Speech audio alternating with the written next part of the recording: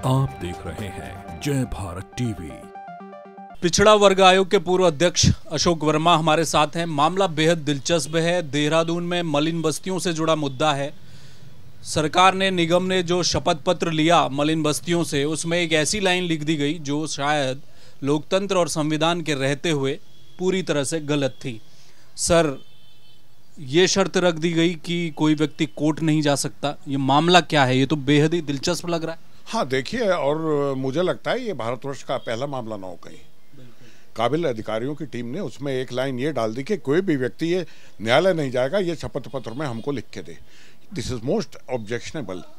सबसे बड़ा संसार का लोकतंत्र है भारतवर्ष, और ना तो संविधान इस चीज़ की इजाज़त देता है और ना कोई लोकतंत्र में इस चीज़ का कोई पहलू है कि साहब आप नहीं जा पाएंगे न्यायालय। ये अनुचित था और हमने इसको संज्ञान में लेके नगर निगम के माननीय मेयर से कहा कि ये तो गलत है, आपके यहाँ ये गलत हो रहा है, इस चीज़ को आप दिखवाएं।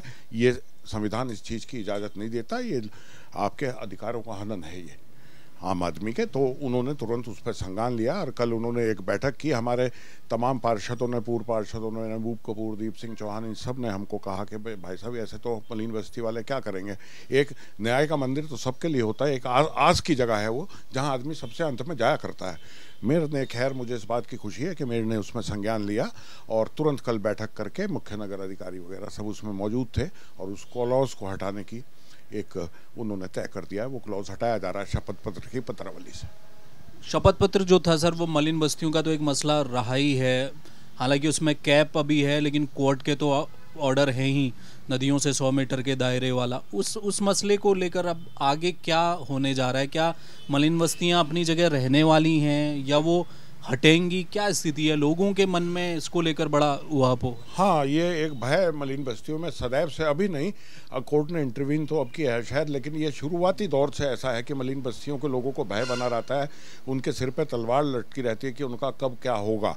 लेकिन आज भी स्थिति उसी प्रकार से है, क्योंकि माननीय न्यायालय का कोई उसमें आदेश है और मेरा जहाँ तक मुझे ये मालूम है कि सरकार ने उसमें कुछ अवधि का समय लिया था।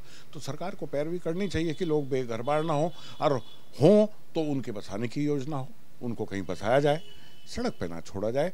मेरा मानना तो ये है। एक सवाल मेरा और है सर, आखिरी। चुनाव के वक्त हमने देखा है मलिन, केवल देहरादून की बात नहीं है, पूरे उत्तराखंड में जहाँ कहीं भी मलिन बस्तियाँ, कोर्ट का ऑर्डर तो अपनी जगह है ही, सरकार एक तरह से कैप दे रही है, उनको थोड़ा रियायत भी मिली है। एक ब्लैकमेलिंग भी चलती है। जब हमने देखा है कि जब वोट मांगने जब लोग निकलते हैं तो वहाँ पर ये कहा जाता है कि साहब सरकार हमारी आएगी, हम तो आपको बचा लेंगे, किसी और को वोट अगर आपने दिया तो आप नहीं बचने वाले। ये राजनीति का भी एक जो हिस्सा है मलिन बस्तियों को लेकर, क्या उसके चक्र में भी फंसे हुए हैं लोग? क्योंकि कोई स्पष्ट रास्ता नहीं निकल पाता। बिल्कुल बिल्कुल, आपका कथन सही है और मैंने अमूमन इस प्रकार से देखा है, और ये बड़ा अनुचित है कि आदमी मानवता को भूल के वोट बैंक समझने लगे उन लोगों को जहाँ के सर्व समाज के लोग रहते हैं, ओबीसी के लोग रहते हैं उन जगहों पे। तो ये मैं समझता हूँ एक अच्छा उदाहरण नहीं है, ये खराब उदाहरण है। वोट बैंक अपनी जगह हो सकते हैं, सबकी अपनी मर्जी होती है, वो किस पार्टी को वोट देंगे वो अपना स्थान पे है मामला, लेकिन एक मानवीय नज़रिए से उनका इस्तेमाल इस नज़र से नहीं होना चाहिए। मैं इस बात के विरुद्ध रहता हूँ। कोर्ट में सर कोई रास्ता बचा है मलिन बस्तियों के लोगों के लिए? अभी कहाँ तक वो मामला पहुँचा है? क्या सुप्रीम कोर्ट भी क्या एक रास्ता हो सकता है, या हाई कोर्ट में भी कुछ क्या पुनर्विचार याचिका हो सकती है? क्या स्तर कहाँ पर मामला है? देखिए, अब ये सब चीज़ें सरकार के स्तर पे मनस्सर हैं।